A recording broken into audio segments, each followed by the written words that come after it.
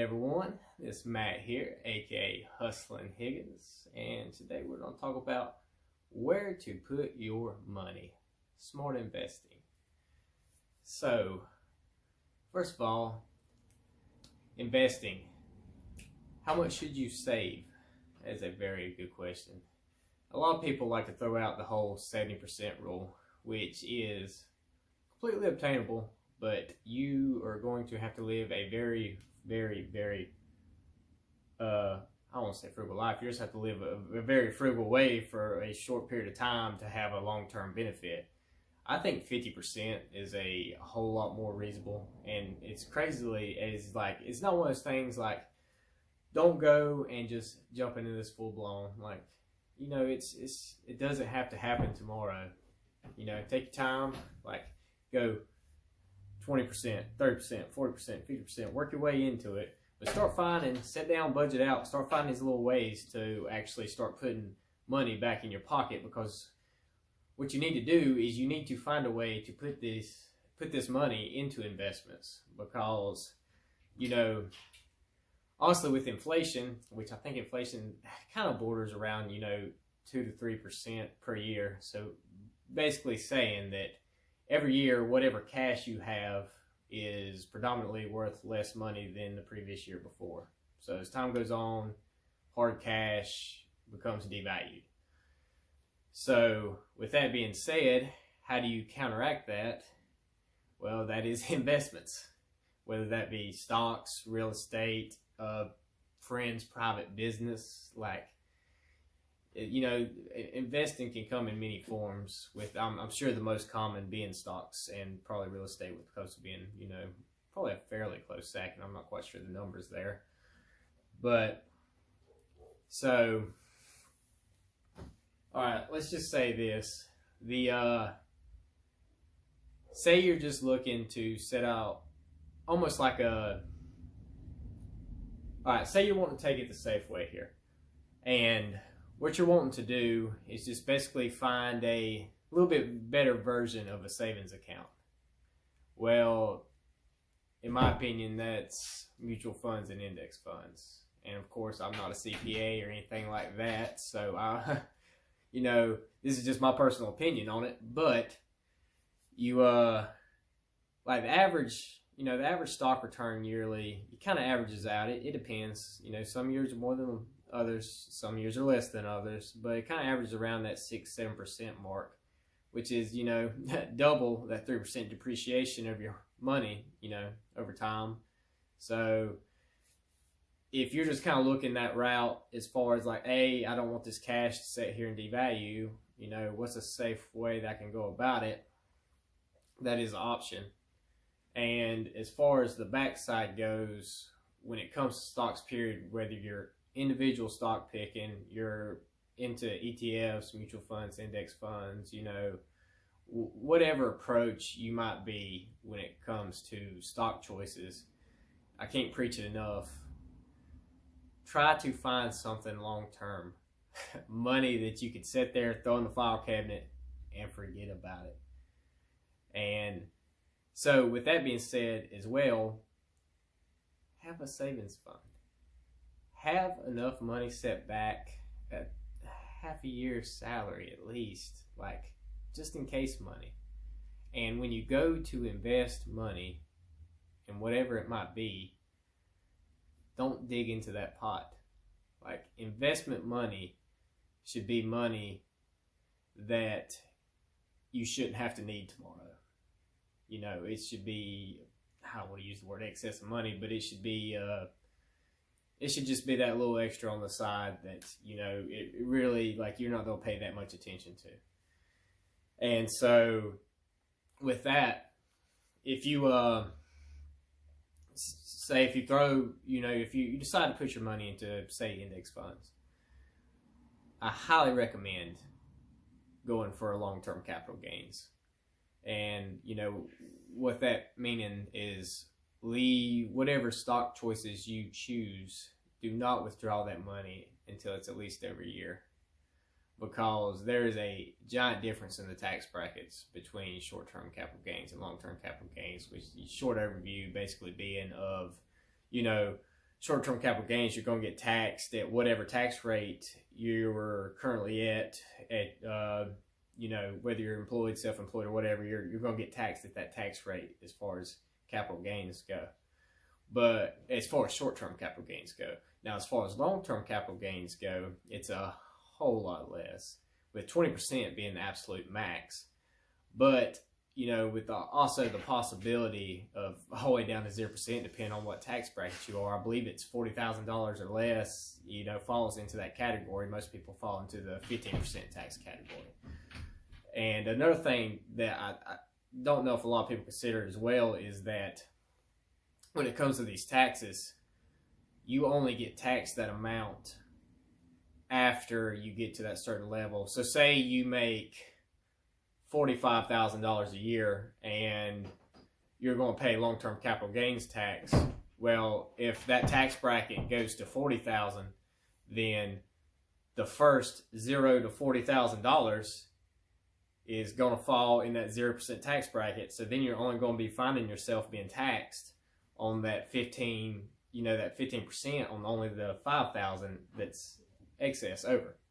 So that's just a little tidbit as far as, you know, kind of playing your taxes. And there's also, you know, tax loss harvesting and stuff like that, where say for some reason you made a bad decision with one of your stocks, then, you know, if you had to take some form of a loss, then you offset your capital gains with that loss, and of course it goes to the tax credit. But back to this, investing, it's all about percentages. Like, don't think that you're going to sit down and put $100 in and that's going to make you $500,000. It does not work like that.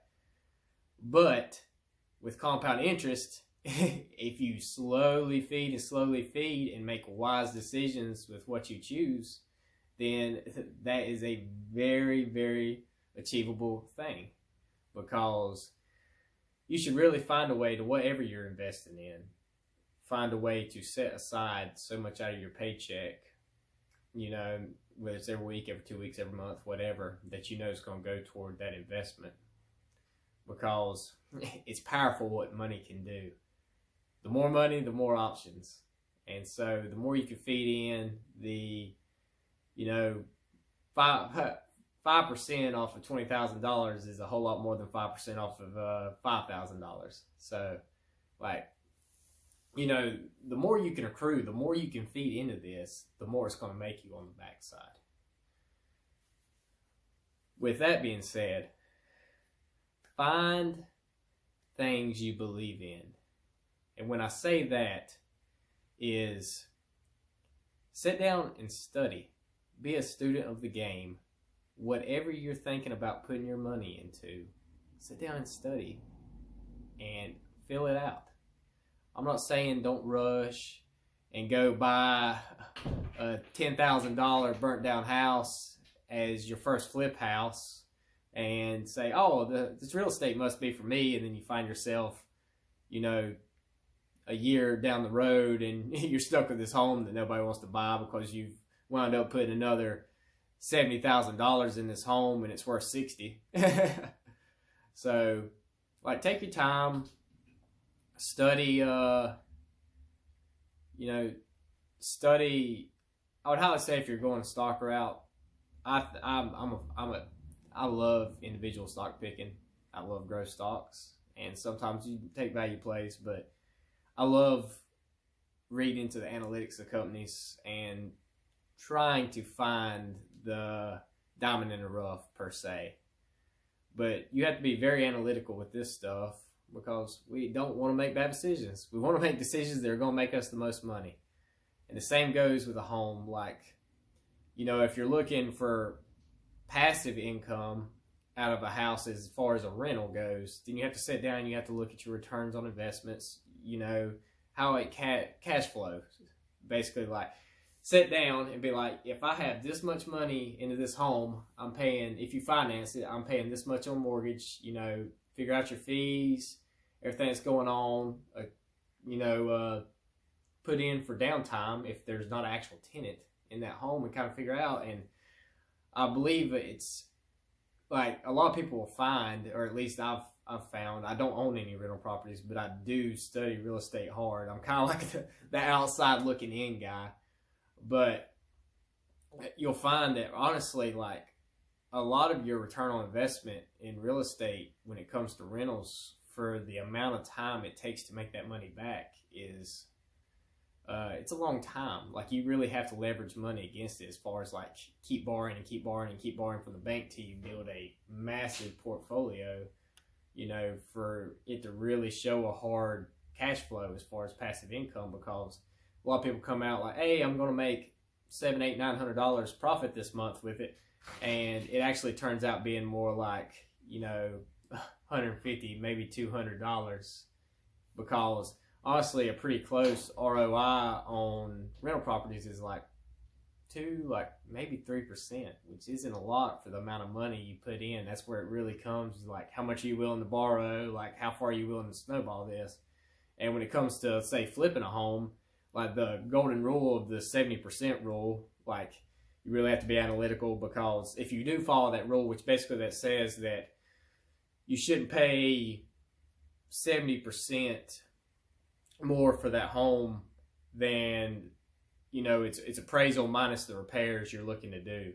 So, you know, if you got a home that you feel could sell for $100,000 and you bought it at $45,000 and put $25,000 in, and you're at 70 there, then that kind of falls under that. But another thing to think about on that, which that's of course pushing it as far as you could push it, but another thing to think about is how you're going to do taxes, because you really have to be careful with capital gains taxes yet again, because most of the time when it comes to flipping homes, most of the time you like to run under an LLC. That's one, business fees, and two, you also, you know, a lot of times it's a short-term flip. So you're going to be taxed higher unless you really want to hold it. And, you know, there's ways you can house hack, like live in the home for a couple years, or you can just hold it over a year and, you know, knock that down to short-term capital gains. You can house hack, live in it for a couple years, as far as like if it's a duplex or renting out this room or yada yada. And, you know, you can save and hit that 0% rate that way. But it's all these things you really need to sit down and study. Just whatever route you're really looking at, find what it is, and then start. Then put a little bit into it. Put a little bit into it. Put a little bit into it. Put a little bit into it. Worst decision I ever made in my life was waiting until the year 2020 to get into stocks. I've had many investments over my short life here. I'm about to be 27 years old. You know, I'm a hustle man. I love flipping stuff, like flipping cars, flipping eBay items, whatever it might be.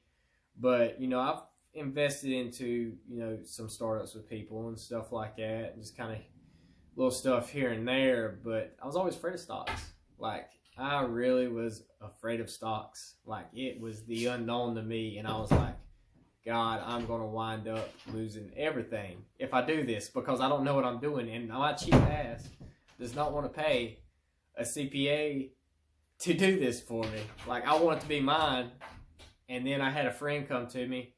He's like, hey, try Robinhood. He's like, just put $100 in, try it, sit down, learn it. And now, you know, I have two brokerages, like 2 platforms, and like I love it. Like, I've put money into it, and I'm doing quite well. I'm actually up about 35% on my portfolio since I started, which is a very good percentage, a lot more than that 6%. But that's the biggest thing I could say, is those are some of your biggest investment ideas, and really sitting down and studying how much realistically you can find, you know, your returns to be, and decide how much risk you want to take. If you're 18 years old, take risk. Be smart about it, but swing for the fences a little bit. You got time. Now, if you're 50 plus and you're closing in more closer to retirement, then I would say lean more toward the mutual fund side of things. Those ETFs, like take a little bit of the safer bet, you know, like, so, you know, go that direction. Like, just